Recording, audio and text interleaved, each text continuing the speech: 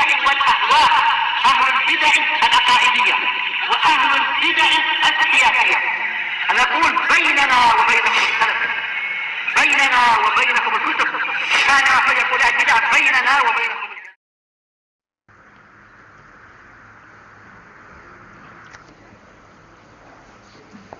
Bismillahirrahmanirrahim. Alhamdulillah hamdan katsiran tayyiban mubarakan fihi kama yuhibbu rabbuna wa yardah. Wa asyhadu an la ilaha illallah wahdahu la syarika lahu wa asyhadu anna Muhammadan 'abduhu wa rasuluh nabiyullah wa khaliluh sallallahu alaihi wa ala alihi wa sallama tasliman mazida la nabiyya ba'dah. Ikhwani fid din, a'azzani wa azzakumullah wa barakallahu fikum. Sebelum kita melanjutkan bacaan terhadap kitab Al-Ishriniyat karya Asy-Syaikh Abdul Khaliq Atsabahullah, hadis yang kemarin setorkan terlebih dahulu. Fadhal. Apa?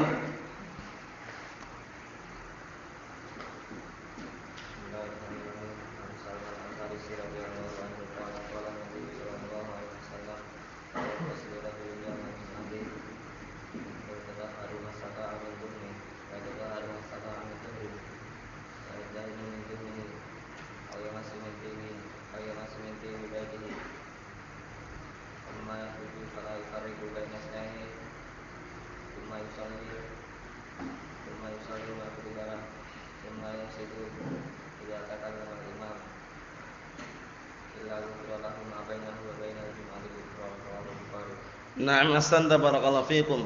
Tafadhal.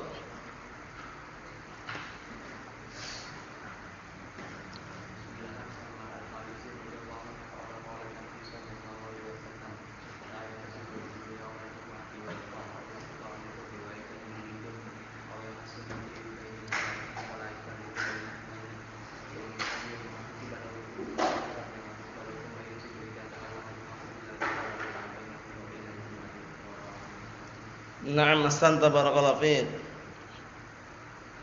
Tafadhal.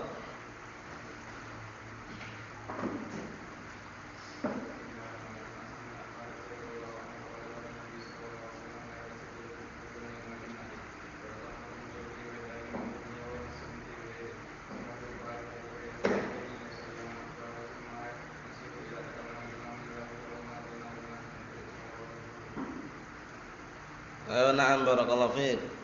Tafadhal.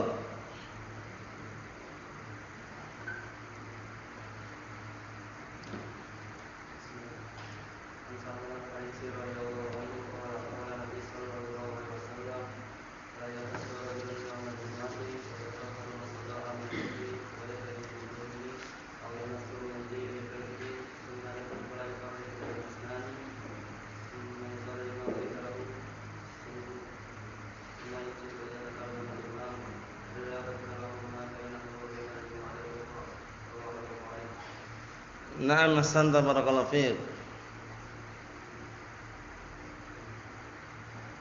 Tafadhal.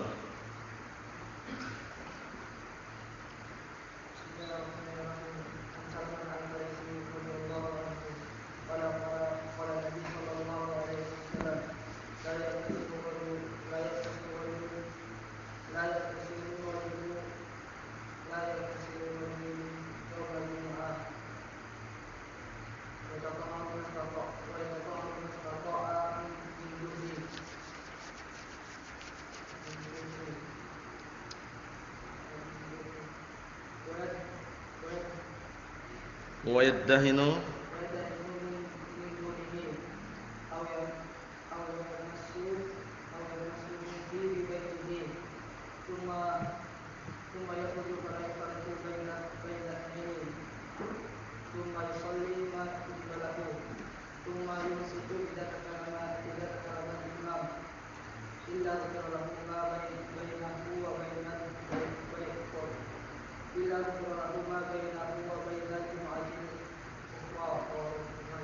Na'am, ahsantum barakallahu fikum. Tafadhal. Salman radhiyallahu anhu qala Nabi sallallahu alaihi wasallam la yaqtasilu rajulun yawmal jumu'ati wa yatahharu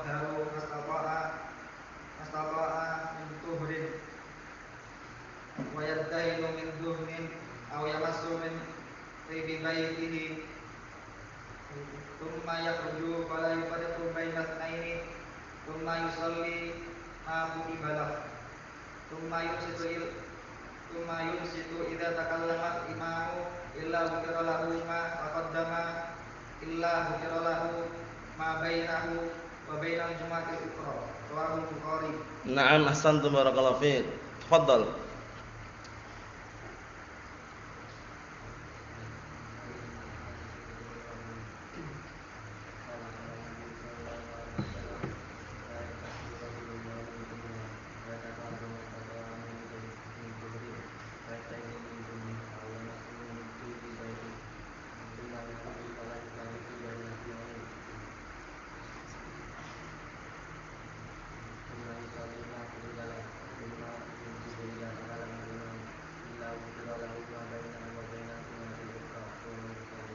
Na'am, ahsantum barakallahu fiik.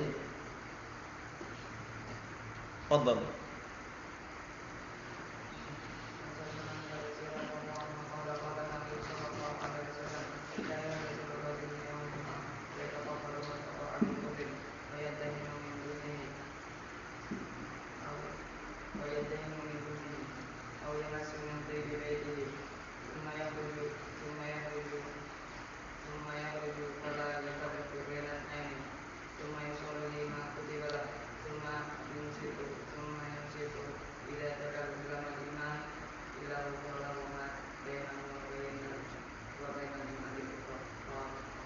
Na'am, ahsantum barakallahu fiik.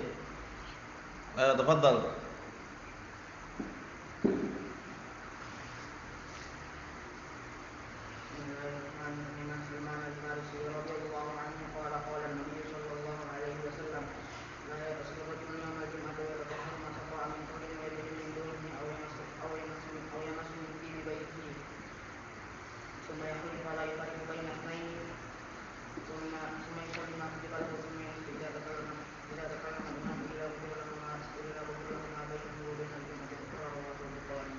Na'am, ahsantum barakallahu fiik.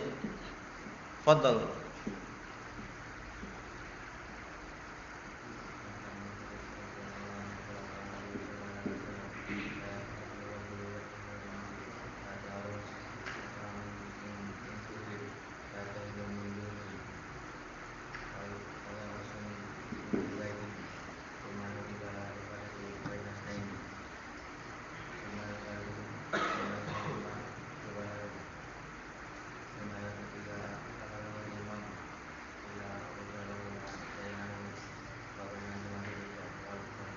Na'am, ahsanta barakallahu fiik. Tafadhal.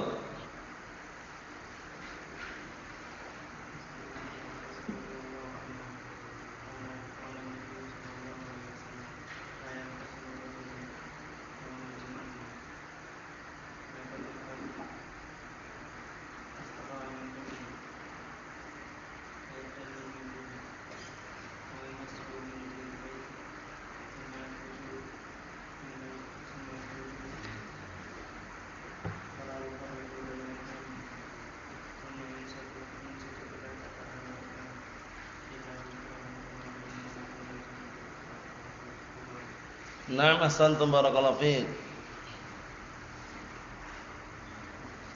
Tafadhal.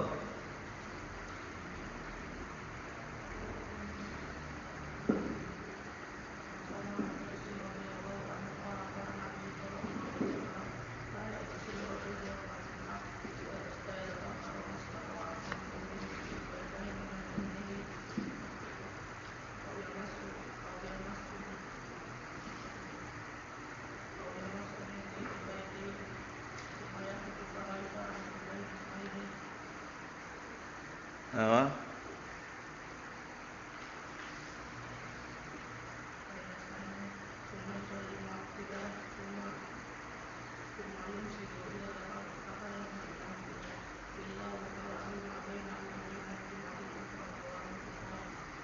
Na'am, ahsantum barakallahu fiik.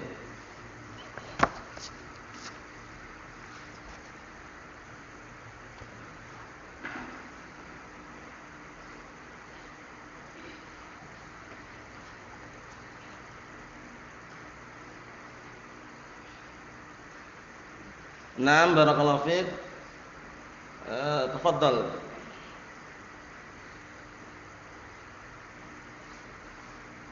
Ayo. Hafal? Ayo, bismillah.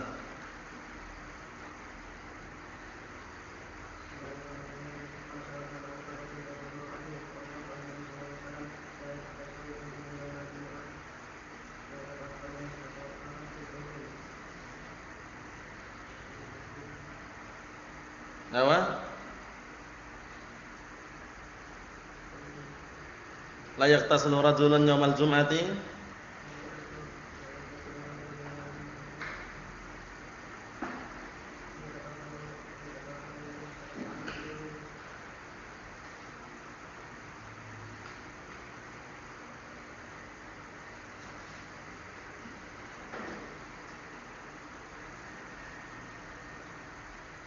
Ayo.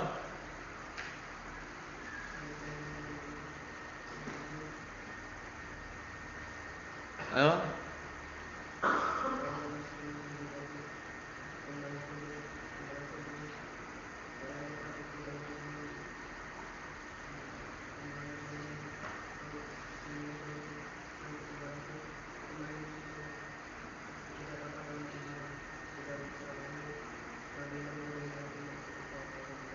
Ayo, na'am, barakallahu fiik. Tafadhal. Belum? Hah? Belum? Antum hafal enggak? Hafal enggak? Ayo, bismillah.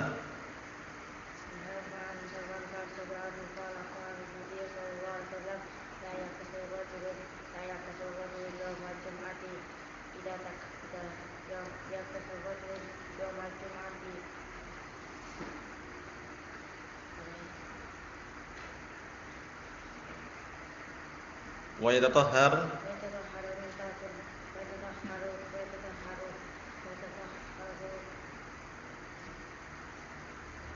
Ayo, dilancarkan, lancarkan.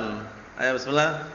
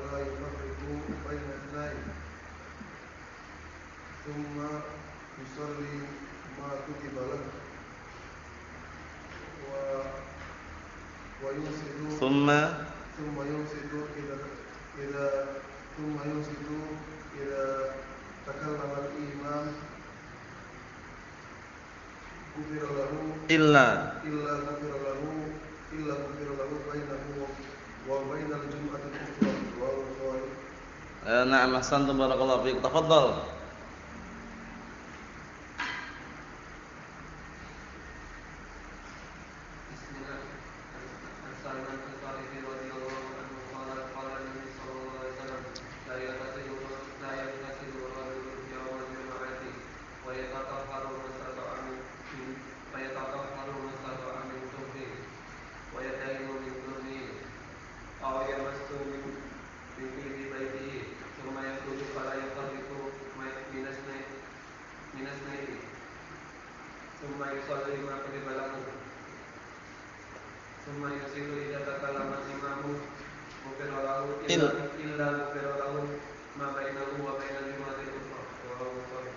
Na'am, ahsantum, barakallahu fikum. Jadi nanti yang punya kitab kayak gini disimpan, jangan dihilangkan kitabnya ya. Disimpan, dikondisikan sehingga tidak berserakan. Yang itu tadi punya siapa tadi?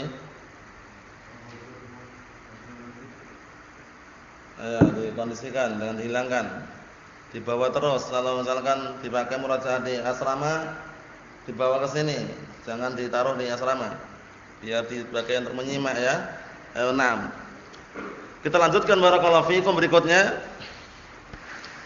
Qala al-mu'allif asbahullah adabus shadaqah. Sekarang adab seputar sedekah. Hadisnya ini masyhur, ma'ruf, sering antum dengar dan insyaallah mudah dihafal.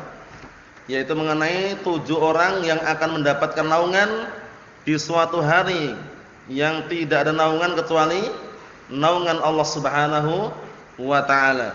Jadi insyaallah mudah dihafal hadisnya ya.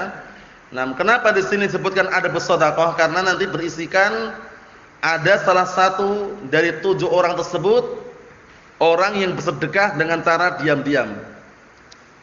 Orang bersedekah dengan cara apa?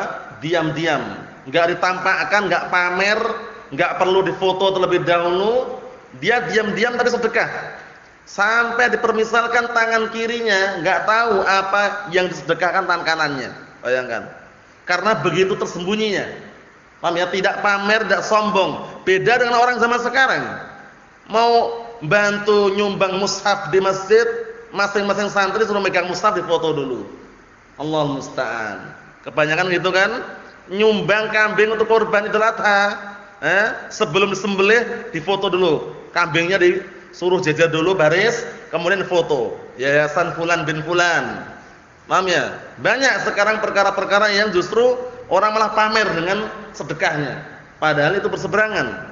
Nah, termasuk adab sedekah nanti ada 2 rincian. Kalau sedekah yang sifatnya wajib itu ditampakkan bagus biar orang mencontoh. Kalau itu adalah sedekah yang wajib. Tapi kalau sedekah yang sifatnya mustahab, sedekah ngasih orang miskin, ngasih orang yang membutuhkan, itu justru secara diam-diam dan secara tersembunyi lebih bagus. Faham maksudnya ya? Na'am barakallahu fikum. Nanti akan apa? Akan kita lewati penjelasannya. Qala al-mu'allif asbahullah an Abi Hurairah radhiyallahu anhu 'anil Nabi sallallahu alaihi wasallam qala, dari hadisnya Abi Hurairah radhiyallahu anhu. Abu Hurairah siapa namanya? Nah, barakallahu fikum antum.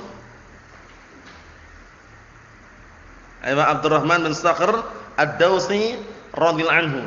Dari Rasulullah sallallahu alaihi wasallam beliau berkata, sab'atun. Diperhatikan hadisnya ya, kalau enggak tahu artinya diartikan.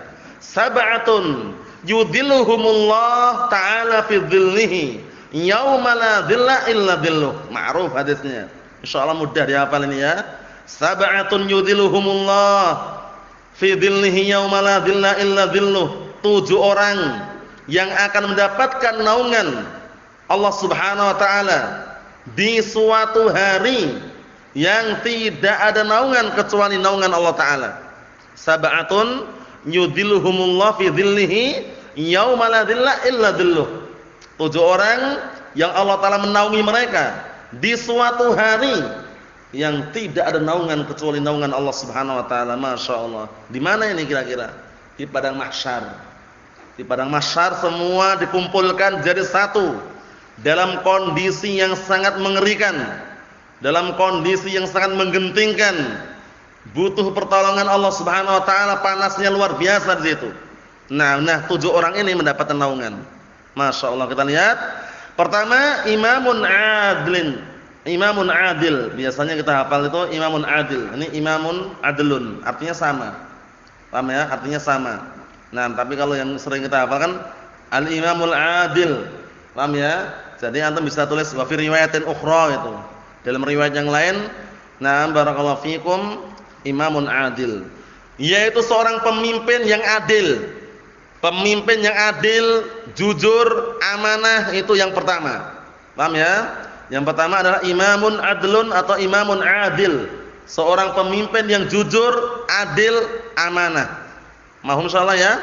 Karena zaman sekarang banyak pemimpin-pemimpin yang justru malah mendolimi rakyatnya, menindas rakyatnya, mengambil harta rakyatnya, tidak amanah dalam mengemban apa?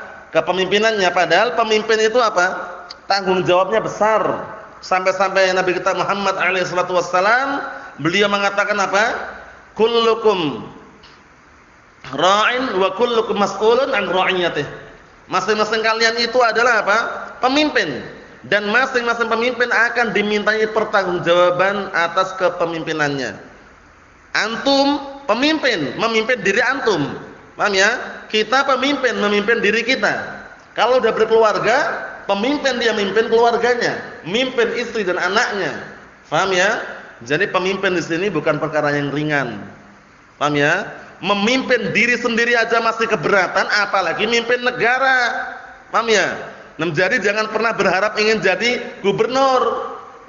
Jangan berharap ingin jadi bupati, RT, RW itu berat sebenarnya. Paham ya? Nah, karena tanggung jawabnya adalah umat, tanggung jawabnya adalah manusia. Dia mampu enggak mengarahkan kepada kebaikan. RT, RW yang kira-kira tingkatan paling rendah aja itu berat. Paham ya? Kalau secara syariat, paham ya? Harus mengarahkan rakyatnya kepada yang terbaik. Paham ya? Jadi jangan pernah terpetik di benak kita untuk apa? Berlomba-lomba rebutan jabatan, kursi, atau ingin mendapat gelar di dunia politik atau yang semisalnya, jangan. Paham ya? Berat. Memimpin itu ada berat, apalagi memimpin negara. Paham ya? Memimpin negara itu enggak sembarangan. Nah, termasuk ciri-ciri orang yang akan mendapatkan naungan di suatu hari yang tidak ada naungan kecuali naungan Allah Ta'ala adalah al-imamul adil, pemimpin yang adil. Paham ya? Keadilan bukan dinilai dari pemberian yang sama rata, tapi dinilai dari pemberian yang sesuai dengan haknya masing-masing. Paham ya? Jadi antum jangan pernah berpikiran orang adil itu ngasih harus sama persis, itu enggak benar. Kadang-kadang enggak harus sama persis. Paham ya? Orang tua berbuat adil terhadap anaknya. Anaknya dua misalkan, satunya besar, satunya kecil. Orang tua ini ketika ingin ngasih anaknya uang, apakah harus sama rata? Yang kecil juga 1 juta, yang besar 1 juta sama itu atau bagaimana? Tidak, sama-sama diberi sesuai dengan haknya, sesuai dengan apa? Keperluannya, sesuai dengan kepentingannya. Bukan harus sama nilainya, itu keliru. Wah, ini bapak enggak adil, masa kita dikasih 500.000, yang besar dikasih 1 juta. Paham ya? Nah, kalau itu ada kadarnya sesuai dengan kebutuhannya, adil namanya. Faham? Seorang suami memiliki 2 istri misalkan. Istri pertama anaknya 10. Istri kedua belum punya anak. Apakah harus sama ngasih nafkahnya? Nilainya sama? Yang anak 10 ngasih nafkahnya 1 juta, yang belum punya anak juga 1 juta. Atau sesuai dengan kadarnya? Sesuai dengan kadar kebutuhannya. Yang anaknya 10 otomatis lebih banyak pemberian nafkahnya. Itu keadilan. Paham ya? Jadi keadilan jangan dilihat dari apa? Sama persis nilai pemberiannya, tapi sama-sama diberi sesuai dengan kebutuhannya. Paham salah ya? Karena banyak orang yang keliru dalam memanakan keadilan. Sebulan dolim, gua adil, atau yang semisalnya. Keadilan bukan dinilai dari apa? Pemberian nilai yang sama. Paham ya? Sama nilainya, sama apa? Jumlahnya, tapi keadilan dinilai apa? Sama-sama diberi sesuai dengan haknya. Mahfum insyaallah? Na'am. Yang kedua, wasabun nasya'a fi ibadatillah, dan seorang pemuda yang tumbuh senantiasa beribadah kepada Allah Ta'ala. Masya Allah. Ini ciri-ciri yang kedua yang akan mendapatkan naungan di suatu hari yang tidak ada naungan kecuali naungan Allah Subhanahu Wa Ta'ala. Adalah seorang pemuda yang tumbuh senantiasa beribadah kepada Allah Ta'ala. Nah, pemuda seperti ini di zaman-zaman yang sekarang ini sangat jarang kita jumpai. Karena kebanyakan mereka sudah terfitnah dengan apa? Terfitnah dengan mungkin media sosial, terfitnah dengan teknologi yang canggih, terfitnah dengan dunia. Jarang antum jumpai di majelis taklim para pemuda zaman sekarang. ABG zaman sekarang, kebanyakan mereka di mana antum jumpai? Di pinggir jalan. Ya enggak? Masih usia 15 tahunan sudah jadi manusia silver. Allah musta'an. Buka baju, buka kaos, kemudian disiram apa? Cat warna silver itu. Paham ya? Minta-minta lagi. Allahul musta'an. Padahal usianya masih muda. Kalau seandainya mereka sadar mendapatkan hidayah misalkan, Masya Allah, usia masih muda. Paham ya? Nah, barakallahu fiikum. Jadi, walhamdulillah, disyukuri. Kalau seorang pemuda sejak masa mudanya tumbuh beribadah kepada Allah Ta'ala, senang, bersyukur. Karena itu tanda kebaikan. Tanda kebaikan nanti di hari kiamat mendapatkan apa? Naungan. Di suatu hari yang tidak ada naungan kecuali naungan Allah Ta'ala. Panasnya luar biasa ya. Matahari didekatkan sejarah berapa mil? 1 mil. Kurang lebihnya 1,5 kilo itu, bayangkan. Nah, butuh pertolongan di situ ya. Nah, ini Masya Allah. Syabun nasya'a fi ibadatillah. Seorang pemuda yang tumbuh senantiasa beribadah kepada Allah Ta'ala. Dan ini seorang anak pemuda ini tentunya tergantung dengan orang tuanya juga. Jadi orang tua itu ada peran yang paling terpenting dalam mendidik anak. Paham ya? Anak jadi baik atau buruk kadang-kala tergantung orang tuanya. Sebagaimana hadis yang sahih yang sering antum dengar apa? Kullu mauludin yuladu 'alal fitrah fa abawahu yuhawidani au yunassirani au yumajjisani. Setiap orang dilahirkan itu pada awal mulanya dilahirkan dalam kondisi suci, bersih fitrahnya. Namun kedua orang tuanya lah yang mengubah menjadi Yahudi, Nasrani atau Majusi anaknya. Ingat-ingat. Jadi anak itu tidak jauh beda dengan orang tuanya, seringnya seperti itu. Sebagaimana apa? Buah itu kalau jatuh dari pohonnya itu enggak jauh dari pohonnya. Paham ya? Jatuhnya mungkin di bawah pohonnya itu. Maksudnya apa? Anak ini permisalkan buahnya. Pohonnya itu orang tuanya. Paham ya? Nah, jadi gerak-gerik anaknya, sifatnya, perangainya, tabiatnya kadang-kala tidak jauh dari orang tuanya. Makanya peran yang paling terbesar untuk mendidik seorang anak adalah orang tua. Dia apa? Diikut sertakan di situ. Nah, di mana anaknya? Apakah anaknya sudah sholat atau belum? Kemudian sudah makan atau belum? Hafalannya berapa? Di mana dia letaknya? Jangan dibiarkan apa? Anak terbengkalai kemudian lari bermain sama berandalan, sama apa? Preman pasar, sama geng-geng enggak jelas, sama barakallahu fikum anak-anak pang atau yang semisalnya. Hati-hati. Nah, zaman sekarang tuh banyak kerusakan. Kalau tidak bisa mengkondisikan, enggak perlu antum apa? Mencontoh mereka. Cukup memperhatikan dan menyaksikan apa yang sekarang apa? Barakallahu fikum disaksikan banyak orang rusak gara-gara pergaulan. Itu yang kedua ya. Yang ketiga, wa rajulun qalbuhu mu'allaqun fil masajid. Masyaallah. Yang ketiga adalah wa rajulun, seorang lelaki yang hatinya senantiasa terikat dengan masjid. Masyaallah. Ini luar biasa ini, karena seringnya orang itu enggak suka di masjid. Ini posisi seperti ini barakallahu fikum. Orang ini hatinya senantiasa terikat dengan masjid. Kemana saja dia pergi mencari masjid. Masya Allah. Untuk apa? Tentunya untuk beribadah. Paham ya? Karena masjid tempat yang paling mulia, tempat yang paling Allah Ta'ala cintai. Masjid adalah rumah Allah.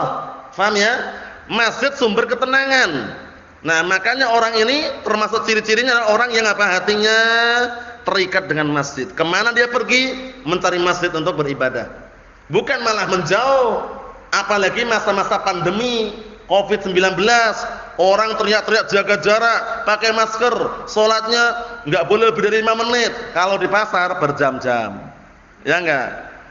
Pasar dibuka 24 jam misalkan, berjam-jam, enggak jaga jarak, shopnya rapat di pasar itu. Enggak perlu istawu, rapat sendiri shopnya di pasar. Ya enggak?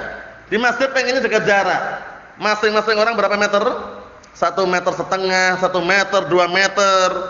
Itu pun nggak boleh lebih 5 menit katanya. Di pasar berjam-jam. Nanti kalau ada kena virus corona misalkan, yang salahkan masjid. Ini gara-gara sholat Jumat di masjid. Kok masjid yang salahkan itu bagaimana? Paham ya? Jadi kontradiksi kalau mau nyalahkan justru tempat yang kotor, tempat yang kumuh. Sekarang masjid dengan pasar bersih mana? Bersih masjid. Orang masuk masjid biasanya seringnya bersuci atau tidak? Bersuci wudu terlebih dahulu. Masuk pasar, mana ada orang wudu dulu masuk pasar? Paham ya? Satu. Kedua, masjid barakallahu fikum itu rumah Allah, dijamin. Jadi kalau ada taruhlah barakallahu fikum orang habis Jumatan kemudian pulang kena corona, jangan nyalakan masjidnya. Paham ya? Nah, mungkin aja dia pernah ke pasar, pernah ke toko, ke warung. Paham ya? Jangan nyalakan masjid. Paham ya? Masjid itu tempat yang mulia yang Allah Ta'ala mencintainya. Paham ya? Makanya termasuk ciri-ciri orang yang apa? Yang bisa makmurkan masjid siapa di antaranya?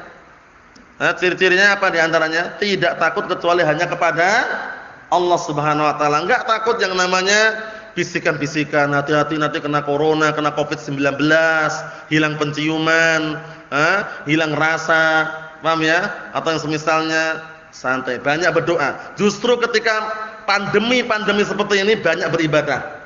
Itu sebagai sarana agar apa? Agar imunitas kita itu apa? Nah, barakallahu fikum, naik beriringan dengan apa? Keimanan yang kuat. Paham ya? Nah, karena kalau imannya kuat, imunitasnya kuat, insyaallah biidznillah dia akan menjaga imunitasnya. Paham ya? Imunitasnya akan terjaga biidznillah walaupun ala kadarnya. Makan ala kadarnya, kemudian juga sarana semua serba terbatas, tapi apa? Dengan seizin Allah Subhanahu wa taala tenang hati itu. Ini sekedar selingan mengenai orang yang hatinya apa? Terikat dengan masjid, Masya Allah. Yang berikutnya, nah barakallahu fikum, wa rajulani tahabba fillah istama'a alaihi wa tafarraqa alaihi. Dua orang yang saling mencintai karena Allah taala, Masya Allah. Dua orang ini saling mencintai, bersahabat karena Allah taala, bukan karena hartanya, bukan karena jabatannya, bukan karena kedudukannya, bukan karena parasnya. Tahu paras? Bukan karena wajahnya, bukan. Tapi karena Allah Subhanahu wa taala, karena agamanya. Inilah persahabatan yang hakiki. Jadi kalau bersahabat, berteman, bersaudara dengan saudaranya bukan karena hartanya. Karena kalau bersaudara dibangun di atas harta, harta habis tidak bersaudara lagi. Ya enggak? Kalau persaudaraan, persahabatan, teman karena cantiknya, karena gantengnya, ketika sudah tua enggak ganteng, enggak cantik, enggak bersahabat lagi. Paham ya? Tapi kalau persahabatan, teman dekat dibangun di atas ketakwaan kepada Allah taala, cinta karena Allah Subhanahu wa taala akan langgeng sampai nanti. Al-akhillau yauma idin ba'duhum li ba'din aduwwun illal muttaqin. Ya kan? Nah, artinya apa? Persahabatan, teman dekat itu nanti di hari kiamat akan menjadi musuh sebagiannya terhadap sebagian yang lainnya, kecuali orang-orang yang bertakwa. Paham ya? Jadi persahabatan dibangun di atas ketakwaan ya, bukan dibangun di atas harta, bukan dibangun di atas tahta, kedudukan, jabatan, bukan. Jangan pernah. Karena kalau kita bersahabat gara-gara jabatannya, kedudukannya, bahaya. Nanti kalau jabatannya udah lengser, enggak punya jabatan lagi, enggak bersahabat lagi. Allahumma musta'an. Kita lihat. Istama'a alaihi wa tafarraqa alaihi. Mereka berkumpul karena Allah dan berpisah pun karena Allah. Sekarang antum setelah mengaji, mengenal dakwah salafiyah, mengenal Al-Qur'an was sunnah, teman antum orang-orang awam banyak yang enggak antum tinggal, banyak enggak? Banyak. Harus seperti itu. Paham ya? Setelah antum tahu dakwah salafiyah, enggak mungkin teman lagi orang awam, gandengan, rangkulan, mendem misalkan. Paham ya? Kemudian judi, enggak ada. Harus apa? Ditinggalkan karena Allah taala. Kalau kita mau kembali ke seperti dulu, teman awam banyak, ratusan bahkan mungkin. Ya enggak? Tapi kita apa? Bertemu dan berpisah karena Allah taala. Karena beda jalur, beda jalannya, beda prinsip dan manhaj dan akidahnya, itulah yang memisahkan kita. Faham maksudnya ya? Makanya persahabatan, persaudaraan yang hakiki itu yang dibangun di atas akidah. Paham ya? Kadang kita sekeluarga ya. Kalau dilihat dari garis keturunan, itu kakak kita, abang kita, tapi karena beda agama ya. Satunya Buddha, satunya Hindu misalkan, satunya Kristen, satunya Katolik misalkan, satunya Protestan. Paham ya? Nah, itu padahal keluarga satu, bisa dikatakan saudara kandung, sedarah, tapi akrab enggak kira-kira? Tidak akrab. Sangat sulit untuk akrab. Karena apa? Karena terpisahkan. Nah, barakallahu fikum pada jalur apa? Akidah dan agama tadi itu. Paham ya? Tapi antum dengan anak ini apakah ada garis keturunan? Secara global kan enggak ada. Antum orang lain, anak juga orang lain. Tapi kenapa bersatu? Berkumpul, bersaudara, seakan-akan adalah kakak beradik, ya enggak? Seakan-akan temannya, saudaranya sendiri, saudara kandung. Karena apa yang mengikat tadi itu? Keimanan. Paham ya? Keimanan, semanhaj, seakidah, seagama. Masya Allah. Berikutnya, wa rajulun da'athu imra'atun dzatu mansibin wa jamalin faqala inni akhafullah. Masya Allah, ini kuat sekali ya. Nah, ciri-ciri yang berikutnya yang mendapat naungan di suatu hari yang tidak ada naungan kecuali naungan Allah Subhanahu wa taala, rajulun da'athu imra'atun zatu mansibin wa jamalin faqala inni akhafullah. Perhatikan baik-baik ini ya. Seorang lelaki diajak berzina oleh seorang wanita. Paham ya? Seringnya kan yang ngajak laki-laki. Tapi ini laki-lakinya diajak. Bayangkan, yang ngajak bukan sembarang orang wanita, bukan sembarangan perempuan, mansibin wa jamalin. Perempuan yang memiliki garis keturunan yang tinggi dan memiliki paras yang cantik, bayangkan. Laki-laki ini diajak berzina. Tapi dia mau atau tidak? Enggak mau. Dia cukup mengatakan inni akhafullah. Sesungguhnya aku takut kepada Allah Ta'ala. Masya Allah, luar biasa kekuatan imannya sehingga bisa menolak dan mendorong serta menepis syahwat. Masya Allah. Bayangkan ciri-ciri perempuannya, lihat ini. Dzatu mansibin wa jamalin. Perempuan yang punya kedudukan dan punya paras yang cantik. Paham ya? Bukan laki-lakinya yang ngajak berzina, perempuannya ngajak laki-lakinya. Tapi laki-lakinya luar biasa sabarnya. Masya Allah, keimanannya sangat kuat. Malah dia mengatakan apa? Inni akhafullah. Sesungguhnya aku takut kepada Allah Subhanahu wa taala. Nah, ini ciri-ciri. Ciri-ciri orang yang kuat imannya sampai-sampai disodorkan syahwat yang sangat mengerikan pun sabar dia. Yang berikutnya, syahid daripada adabus shadaqah ini, wa rajulun tasaddaqa bi shadaqatin fa akhfaha hatta la ta'lam shimaluhu ma tunfiqu yaminuh. Perhatikan baik-baik ini syahidnya. Yang berikutnya, seorang laki sedekah dengan suatu sedekah, fa akhfaha. Kemudian dia apa? Menyembunyikannya. Sedekah tapi dia menyembunyikan. Menyembunyikan bagaimana? Enggak menampakkan, enggak pamer. Paham ya? Dia diam-diam santai ternyata nyumbang berapa? 2M. Paham ya? Tapi diam orangnya, santai, tenang, kafalu bi akhiran tapi khair. Kelihatannya dia enggak punya apa-apa orangnya. Setiap hari kalau sholat cuma pakai motor Mio misalkan. Paham ya? Nah, tapi ternyata dia nyumbang 2M. Enggak pamer. Nah, enggak pamer, enggak sombong, enggak ditampakkan. Contoh aja. Paham ya? Jadi, nah barakallahu fikum, karena tersembunyi tadi itu, karena benar-benar menjaga niatnya sampai tangan kirinya enggak tahu apa yang diinfakkan tangan kanannya, padahal jarak antara tangan kiri dan tangan kanan jaraknya dekat atau jauh? Dekat atau jauh? Dekat. Tapi karena begitu tersembunyinya, enggak nampak, tangan kanannya sedekah infak, tangan kirinya enggak tahu, bayangkan. Masya Allah. Orang enggak ada yang tahu gitu loh. Diam-diam nyumbang apa? Sekian juta. Tiba-tiba santri udah dapat pembagian uang. Orang nggak ada yang tahu. Siapa yang ngasihnya? Siapa yang ngasih? Bayangannya nggak ada yang tahu. Ternyata orangnya senyum-senyum sebelah antum misalkan. Paham ya? Nah, barakallahu fiikum. Nggak nampak siapa orangnya gitu ya. Nah, itu menunjukkan bahwasanya apa tujuannya? Menjaga niat. Karena niat itu berbolak-balik. Niat itu bisa berbolak-balik.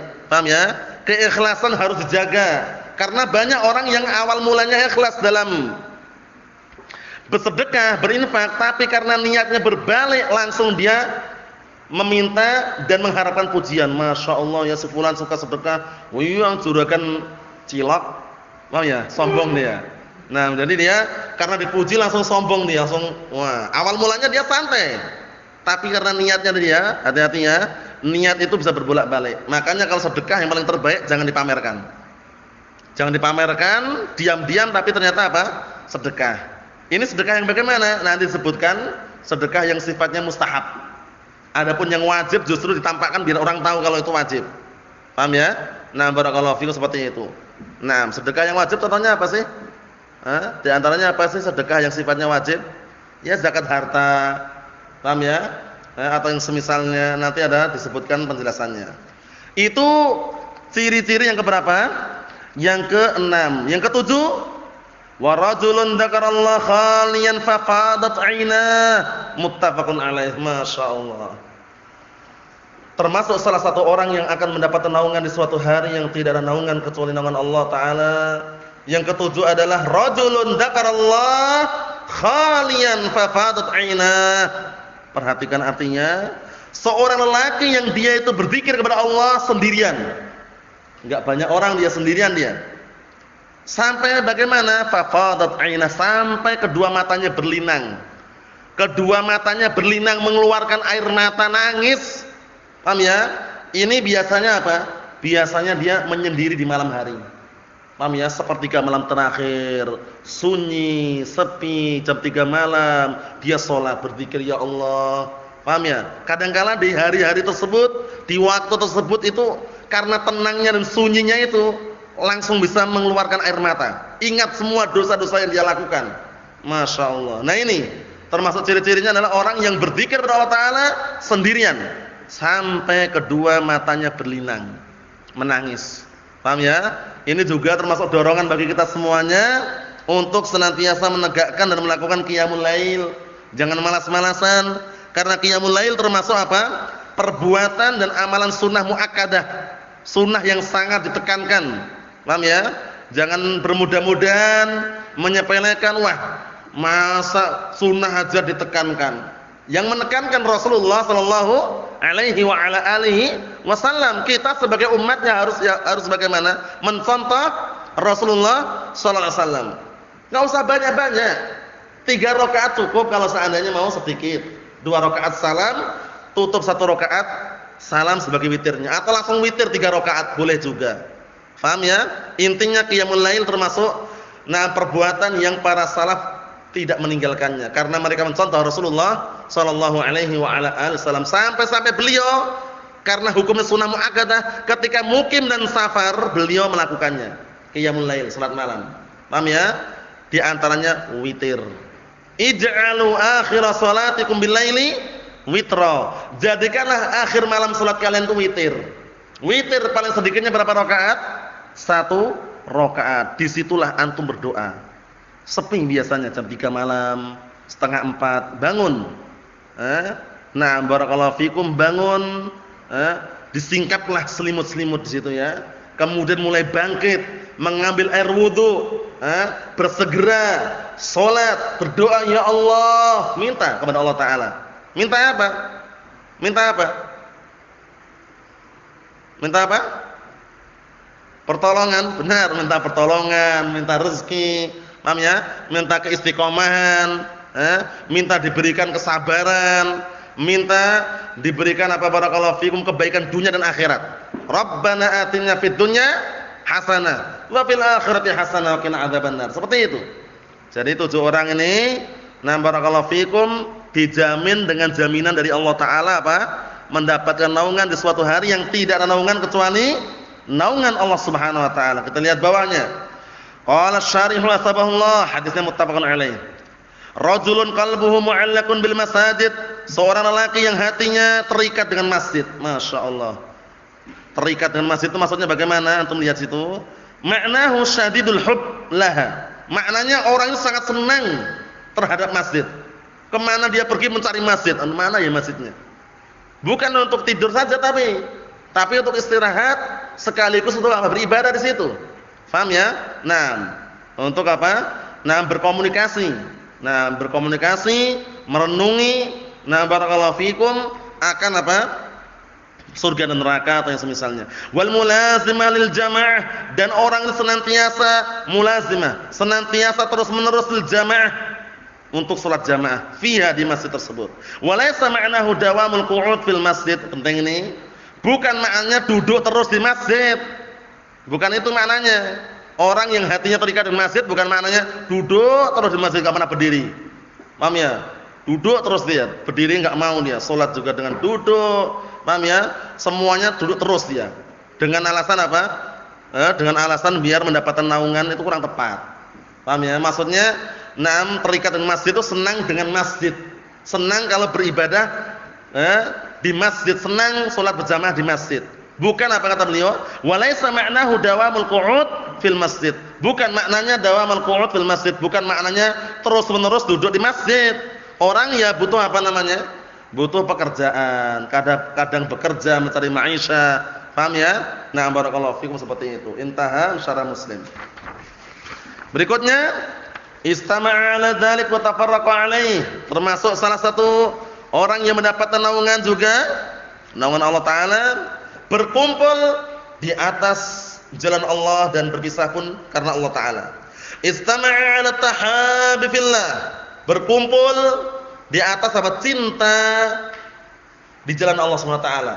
Bayangkan ini ya, sama-sama ahlu sunnah, sama-sama sunni salafi, senang, bangga, berkumpul, bersatu. Kaifa haluk ya akhi? Anta bi khair. Paham ya? Tapi kalau sudah hizbi, mubtadi', sesat, dol, harus pisah. Karena beda jalur, beda jalan, beda prinsip, beda manhaj. Enggak boleh campur aduk Ahlus Sunnah dengan Ahlul Bidah wad Dalal. Enggak boleh campur aduk Ahlus Sunni Salafi dengan hizbi mubtadi'. Kenapa? Karena dipermisalkan bagaikan apa? Bagaikan minyak dengan air. Antum pernah lihat air dicampur minyak bersatu atau tidak? Enggak akan bersatu. Pisah. Paham ya? Tamayuz, tampil beda. Jangan Ahlu Sunnah Sunni Salafi senang dengan Ahlul Bidah wad Dalal. Berteman sama orang hizbiyun, campur baur, berubah-ubah warna. Kalau bersama orang hizbi warnanya coklat, paham ya? Bersama Ahlus Sunnah warnanya putih, paham ya? Nanti kemana lagi berubah warna lagi. Itu namanya apa? Bungloniyah. Bungloniyah itu adalah, nah barakallahu fikum, ya dipermisalkan seperti bunglon, berubah-ubah warna. Dikenal dengan manhaj pramuka, di sana senang, di sini juga senang. Di mana-mana tetap senang katanya. Paham ya? Allahul musta'an. Sama hizbi senang, sama sunni salafi senang, sama kelompok sesat yang lainnya senang, di mana-mana kita senang katanya. Enggak ada tamayuz. Ahlus Sunnah tidak seperti itu.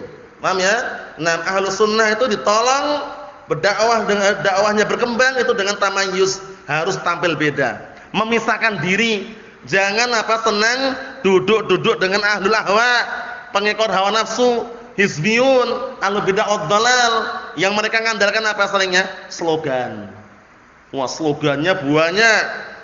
Berorganisasi, lembaga, parlemen, partai ini, partai itu. Sampai-sampai dulu Yaman, anak kisahkan, di Yaman ada partai Ahlus Sunnah wal Jamaah. Partai itu padahal. Partai Ahlus Sunnah wal Jamaah namanya Hizbur Rasyad As-Salafi. Hizbur Ar-Rasyad As-Salafi. Partai Ar-Rasyad Salafi. Partai padahal. Kata para masyayikh waktu itu, mana ada Ahlus Sunnah berpartai? Enggak ada. Ahlus Sunnah itu enggak berlembaga, wala parlemen, wala organisasi. Paham ya? Ahlus Sunnah bersatu berkumpul di atas Al-Qur'an dan As-Sunnah. Di mana mereka berada? Ucapan, amalan, keyakinan. Bukan mengandalkan slogan, ingat. Paham ya? Jadi enggak perlu antum bikin slogan di sablon kaosnya santri Darut Taqwa, enggak perlu. Paham ya? Nah, barakallahu fikum, kemudian ditulis lagi di bandul kunci, gantungan kunci, masker RII. Paham ya? Nah, barakallahu fikum, apalagi yang sekarang ngetren-ngetrennya stiker di motor Roja TV. Enggak perlu. Paham ya? Ahlus Sunnah, nah barakallahu fikum, cukup mereka mengucapkan, meyakini, mengamalkan. Masya Allah, kita lihat sini ya, bersatu berkumpul karena Allah Ta'ala. Fa in taghayyara ahaduhum ma'amma kana 'alaihi mimma tujibu mahabbatu fillah faraqahu al-akhar bisababi dzalik wa qila ghairu dzalik. Masya Allah, kalau salah satu keduanya berubah dari perkara yang awal mulanya dia wajib untuk mencintainya karena Allah, maka dia akan berpisah dengan sebab itu. Teman kita banyak dahulu. Kenapa kok kita berpisah? Kenapa kita jaga jarak? Karena sudah beda jalurnya. Paham ya? Kalau kita ngikutin seperti dulu lagi ya enggak ada bedanya. Ya enggak? Dulu kita pecinya nasional. Ya enggak? Peci nasional yang kotak itu warna hitam. Kemana-mana koko, ini pakai baju koko. Paham ya? Setelah mengenal dakwah salafiyah, berubah penampilannya. Berjubah, sorban, peci pun internasional yang putih-putih kayak gitu. Paham ya? Sudah beda, tampilannya sudah beda. Sehingga terbedakan situ, tamayus. Paham ya? Wah, ini kan pakaian syuhrah, Ustaz. Jubah ini pakaian syuhrah katanya. Pakaian orang yang dibilang itu dianggap terlalu menyelisih adat katanya. Kita katakan syuhrah yang mana? Jangan-jangan syuhrah yang gagal paham itu. Paham ya? Nah, barakallahu fikum, syuhrah itu disebutkan para ulama seperti sutra, pakaian mewah, sutra. Adapun pakaian-pakaian jubah yang antum pakaian bukan pakaian syuhrah, pakaian syar'i. Bagus. Lanjutkan. Paham ya? Nah, barakallahu fikum, seperti itu. Jangan kalau pulang kampung takut merinding kemudian pakai batik. Pakai peci pun takut pakai belangkon. Allah musta'an. Sorbannya diganti belangkon, ini sorban Jawa katanya. Itu modus. Hati-hati ya. Hati-hati, jangan sampai barakallahu fikum tertipu dengan bujukan-bujukan orang hizbiyun. yang mereka ingin mengubah pakaian syar'i menjadi pakaian yang tidak syar'i. Allahul musta'an. Qala ba'du salaf, berkata sebagian salaf, idza kana laka akhun tuhibbuhu fillah fa ahdatsa hadatsan falam tubghidhu fillah lam takun mahabbatuka lillah. Masyaallah, ini kaidahnya ini. Berkata sebagian salaf, apabila kamu punya saudara yang kamu mencintainya karena Allah, kemudian saudara tersebut membuat suatu bid'ah. Perhatikan ya, membuat suatu bid'ah, kemudian kamu tidak membencinya karena Allah, berarti kamu mencintainya awal mula tersebut bukan karena Allah. Jadi kalau kamu punya saudara, awal mulanya antum mencintainya karena Allah misalkan. Kemudian saudara tersebut melakukan bid'ahan. Kok kamu malah enggak benci, malah senang, malah dukung, berarti cintamu di awal permulaan itu bukan karena Allah. Karena dunia, karena harta, karena keinginan yang lain. Tapi kalau cintanya karena Allah, begitu saudaranya menyimpang, dinasihati ngayal, nolak, bangkang, bantah, kemudian dia meninggalkan, membencinya, itulah kecintaan yang awal mula dibangun di atas apa? Di atas ketakwaan. Cintanya karena Allah Ta'ala. Seperti itu memang. Paham ya? Konsekuensinya seperti itu. Kalau kita sudah mengenal dakwah salafiyah, mengenal ajaran yang benar, mengenal Al-Quran dan Sunnah, mau tidak mau harus ada yang korbankan. Kalau enggak seperti itu enggak jalan. Yakni bil mansib, seorang laki-laki yang diganggu perempuan tadi itu, yang diajak berzina, perempuan yang bagaimana? Memiliki mansib an-nasab wasyaraf warif'ah fid dunya. Masyaallah. Perempuan yang ngajak berzina tersebut perempuan yang bagaimana? Yang memiliki nasab, garis keturunan, memiliki kemuliaan, memiliki kedudukan yang tinggi di dunia. Tapi laki-laki tadi sabar tidak mau. Sabar dan tidak mau, cukup mengatakan apa? Ini akhafullah. Masyaallah. Wa fi hadzal hadithi fadlu shadaqatis sir. Perhatikan ini biar tambah jelas. Di dalam hadis ini ada keutamaan sedekah secara sir. Apa sir? Secara diam-diam. Sedekah secara apa? Diam-diam. Sedekahnya tidak apa? Tidak barakallahu fikum terang-terangan, tapi sedekahnya secara diam-diam. Diam-diam bagaimana? Tidak pamer, tidak tampakkan di halayak ramai. Paham ya? Orang tidak ada yang tahu karena tujuannya menjaga niatan itu. Sampai-sampai ada dari kalangan ulama Ahlus Sunnah mengatakan apa? Ma 'alajtu syai'an ashadda 'alayya min niyati. Aku tidak pernah mengobati sesuatu yang lebih sulit aku obati kecuali niatku. Karena niat orang itu berbolak-balik. Paham ya? Kadang niatnya mau ikhlas, setelah sanjung langsung dia apa? Langsung naik dia telinganya. Paham ya? Nah, awal mulanya dia mau ikhlas, nyumbang, sedekah ini untuk santri ya akhi, barakallahu fikum, masing-masing 50.000 ya akhi. Oh masyaallah ya antum dermawan. Oh iya, juragan cilok. Paham ya? Dia langsung naik dia telinganya. Allah, itu hati-hati, niat itu berubah-ubah. Makanya kalau bersedekah enggak usah pamer, enggak usah tampak-tampakkan. Paham ya? Untuk apa? Kita lihat sini, li'annahu aqrabu ilal ikhlas wa ab'ad min riya. Kenapa kok sedekah secara sir, secara diam-diam, secara tersembunyi kok lebih bagus? Kenapa? Lebih utama karena lebih dekat untuk ikhlas dan jauh dari riya. Itu. Diam-diam dia nyumbang. Diam-diam dia bantu. Diam-diam ternyata dia yang apa? Yang bangun masjid misalkan. Diam-diam ternyata dia belikan mesin cuci misalkan. Paham ya? Diam-diam ternyata dia barakallahu fikum belikan barakallahu makanan buat para thalabah misalkan. Jadi enggak ada yang tahu gitu loh. Paham ya? Fungsi tujuannya apa? Niatnya biar tidak luntur. Naam. Yang terakhir barakallahu fikum, wa naqala at-Tabari wa khairuhu al-ijma' ala anna al-i'lan fi shadaqatil fard afdal min al-ikhfa. Ini yang ana sebutkan tadi itu.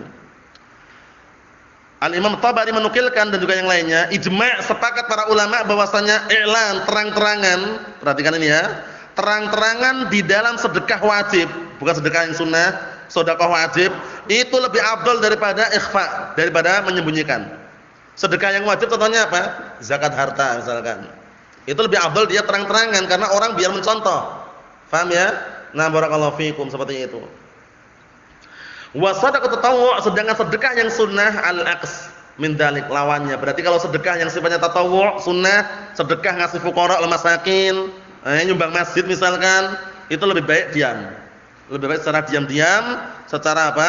Tersembunyi, itu lebih afdal. Tapi kalau sedekah yang wajib seperti zakat mal atau yang semisalnya, itu justru ditampakkan bagus karena orang biar mencontoh. bahwasannya wajib zakat harta itu loh. Paham ya? Wajib menzakatkan sebagian hartanya. Wallahu a'lam bissawab. Ini hadisnya insyaallah besok dihafal. Nah, barakallahu fikum, dan ini tidak sulit tapi mudah insyaallah. Walhamdulillahirabbil alamin.